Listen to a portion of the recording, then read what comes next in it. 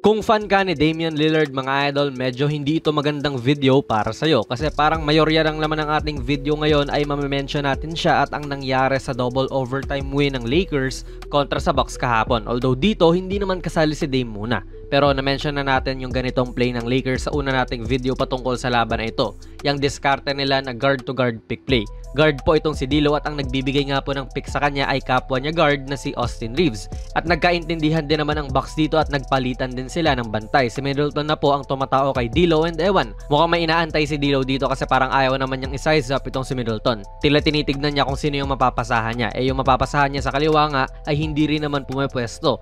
At mga ilang beses din po dito sa game na ito na sinusulit nila Reeves yung distansya ng tao niya mula sa kanya. Itong si Beasley kasi mukhang ready naman to help kung aatake man si Russell. So pag ganitong pinapasa na sa tao niya, napapatakbo talaga siya at naiiwan ultimately. Inistampid na naman ni AR yung catch niya.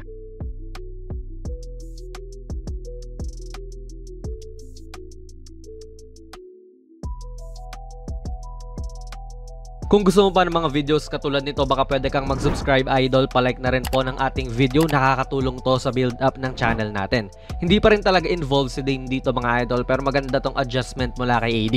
Talagang pambasag ng depensa ang ginawa niya kasi nag-pop siya rito at nilalayuan nga si Lopez na nagko-commit ngayon kay Russell. Ito rin probably ang dahilan ba't nilabas na lang si Lopez kasi basically pinapatira din nila si Davis dyan. At noong fourth quarter pati mga overtime, nakatatlong tres din po si Davis. Ito yung isa.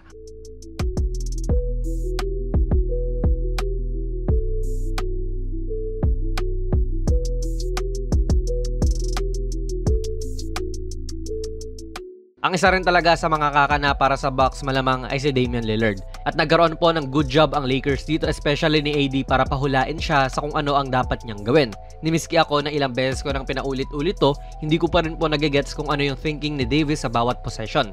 Like dito, sinalubong naman niya si Dame pero hindi inaangatan gaano. And mabuti at hindi rin naman po nag-pull up to, delikado. Baka gawa na rin po siguro ng fatigue, ewan natin. Pero good help din to mula kay D'Lo, ginagawa nilang passer si Dame imbes na scorer, natutupok sa kanila. Good look po itong tira ni Lopez, pero mintis yan.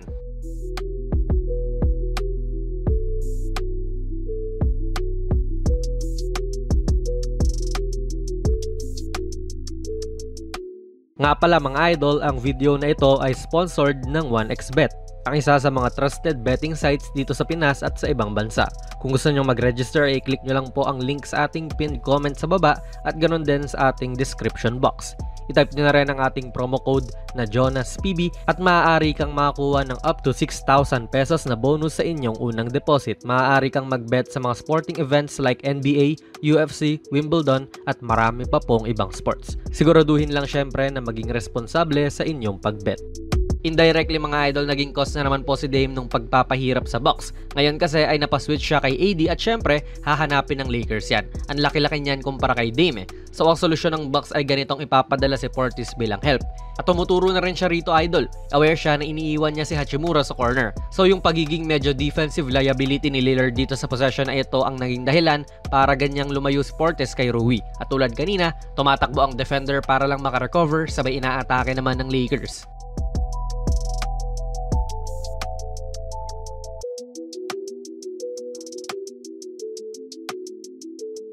Again dito walang play-play noong si Dame ang tumapat kay Spencer, inatake na lang din ng basta. Medyo hindi rin po na-appreciate ng mga tao yung ganito na magaling si AD sa mga angguluhan. Yes, umaangat siya kay Dame pero hindi lang naman po ito yung ginagawa niya. Yung isang kamay niya nakaharang din doon sa daraanan ng bola kung sakali man nabibigyan ni Dame si Giannis ng pocket pass. Mahuhuli ni AD yan for sure kung gagawin man nila. Kaya inatake na lang din siya ni Lillard. And yung maganda nga kay AD kahit nawala na siya sa posisyon na maganda kasi inatake nga siya ng mas maliit, umabot pa rin talaga siya.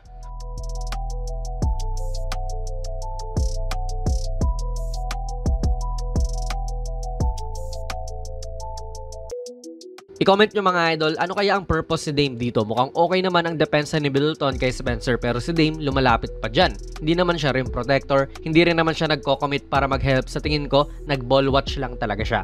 Kaya noong pinasa na sa tao niya, ayan na siyang naiwan na lang din. Mukhang nagkaroon si Dame ng defensive lapse dito at naitabla pa ni AR ang laro. For the second time sa video natin ngayon, inatake na naman po ni Spencer tong si Dame nung siya na yung tumapat. Foul tuloy.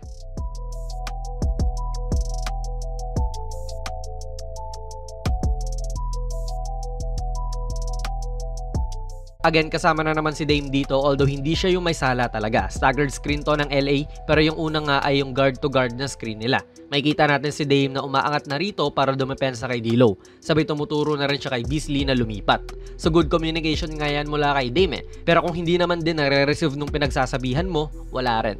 Kaya sabay na nilang pinanood na lang si AR sa kanyang dagger.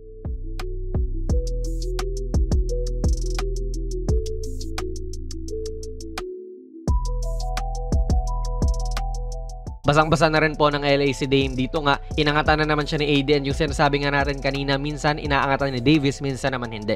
So malilito ka talaga kung ikaw si Lillard, baka naisip niya na lalayo si AD pero nung malapit pala, tinira na lang din niya anyway.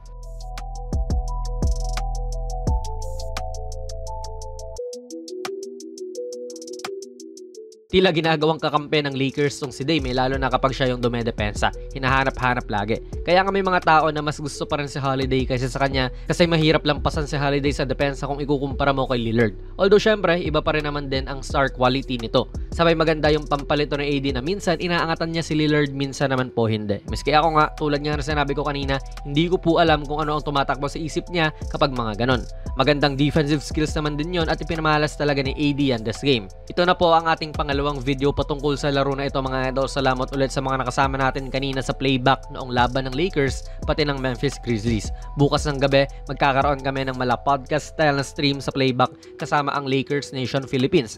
Pag-uusapan natin dito yung Bucks game din pati Memphis game. Tignan nyo na lang sa app or website mga idol yung mga detalye. Libre lang din naman yan para sa lahat. And of course, yung ating unang-unang merch. 5 taon na tayo dito mga idol sa larangan na ito at ito ang ating unang merch. Ako po mismo ang nag-design niyang Kobe bootleg vintage shirt. Ilalagay ko na lang sa description ng link kung paano kayo makakabili kung trip nyo lang naman. Ano po masabi niyo sa video natin ngayon? Ilagay nyo lang po ang inyong mga komento sa ating comment section sa baba. Kung nagustuhan nyo po ang ating video ay pipindot na lang idol ng like button, mag-subscribe ka na rin sa ating channel at ako nga pala si Jonas PB and as always, hanggang sa muli.